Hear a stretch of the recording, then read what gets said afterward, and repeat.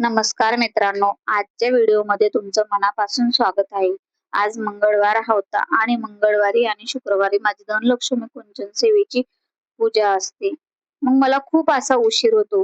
मी पहिले देवपूजेची सगळी कामं मी पूर्ण करून घेते.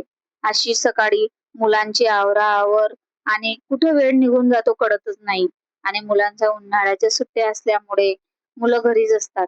त्यामुळे सकाळी थोडी माझी जास्तच गडबड होते आणि थोडी धावपळ होते. मुलांची अंघोळ, खाणं पिणं बाकी सगळं करूनच मी स्वयंपाकाला लागते मंगळवारी.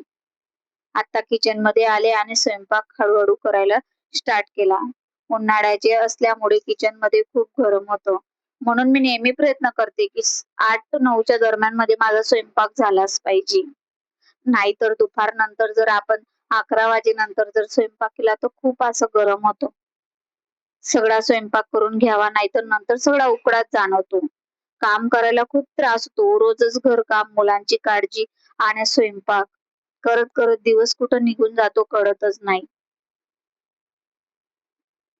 पण हे सगळं करत असताना तुमच्या सोबत माझा हा छोटासा व्हिडिओ शेअर करायला मला खूप आवडतो.